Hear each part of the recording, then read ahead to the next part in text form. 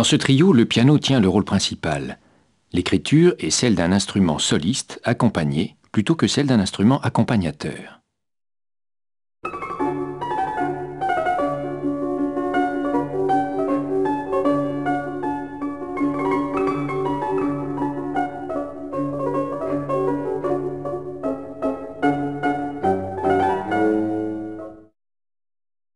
Empreint de fantaisie, le piano semble improviser. La diversité des rythmes, les traits et fioritures de la main droite contribuent au caractère concertant de l'instrument.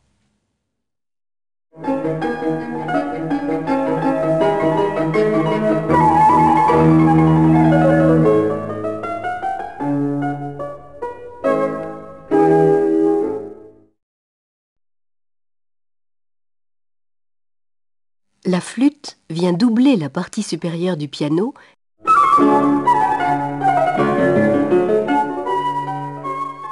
Elle donne ainsi un relief particulier au dessin du piano qu'elle colore de son timbre. La flûte peut aussi être utilisée dans son registre grave, moins sollicité, et dialogue avec le piano qui lui répond dans l'aigu.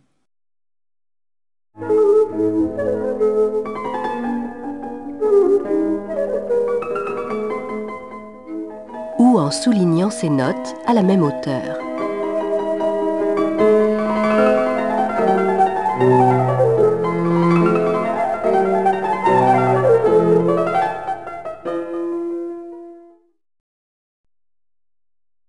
Le violoncelle est le plus souvent asservi aux basses du piano, auquel il donne ampleur et profondeur.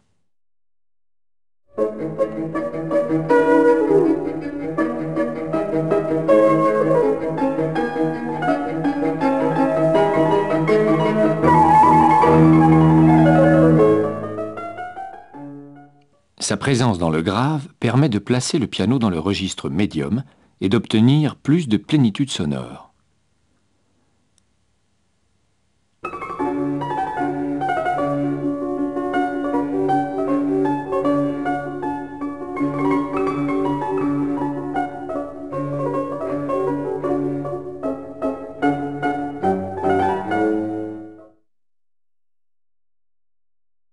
Il lui arrive pourtant d'avoir un dessin propre, formant avec la flûte un accompagnement équilibré au thème du piano.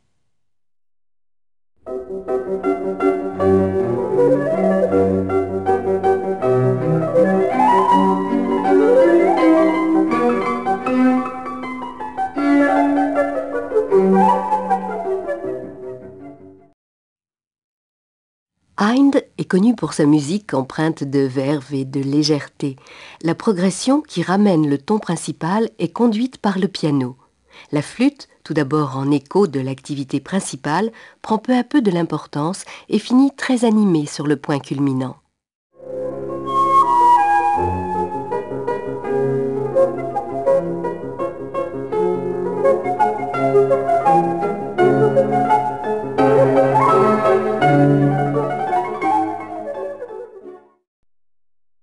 L'originalité de Haydn vient aussi de ses effets de surprise.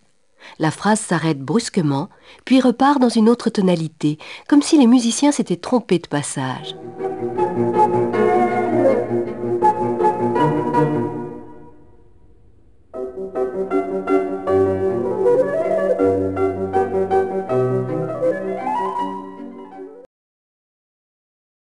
La fin du mouvement est différée.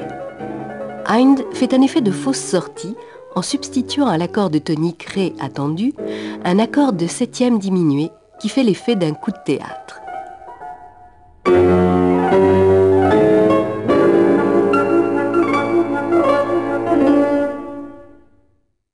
Et voici maintenant la fin réelle du trio.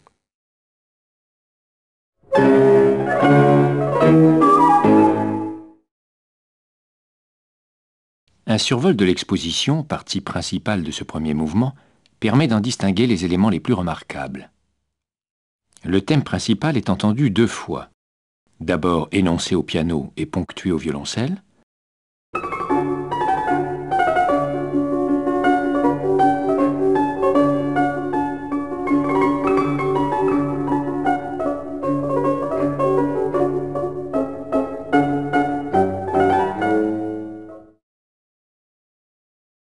le thème est repris aux 3 instruments.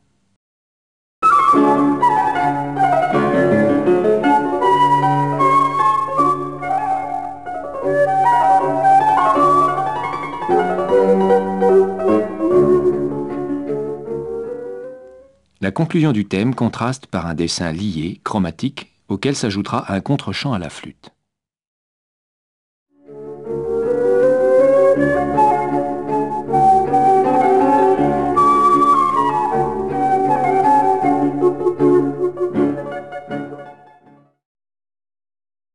Le pont, ainsi appelé car il relie le premier thème au second, est un épisode changeant, riche en couleurs. Le premier thème est ici repris mais transformé dans la couleur de La mineur.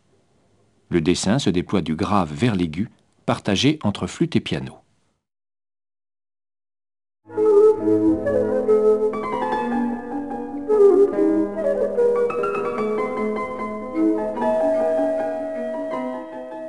La couleur de Fa majeur finit l'épisode du pont.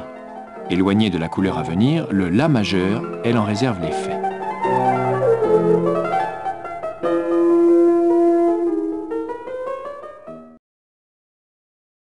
Le deuxième thème est entendu au ton de la dominante, ton habituel des fins d'exposition. Ici, La majeur. Sa rythmique obstinée lui donne une assise régulière et ses notes détachées un air sautillant.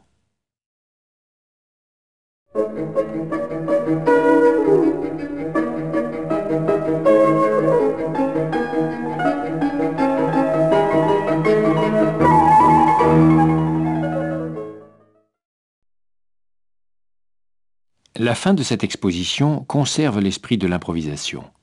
Riche en imprévus, elle est composée de 3 groupes contrastés.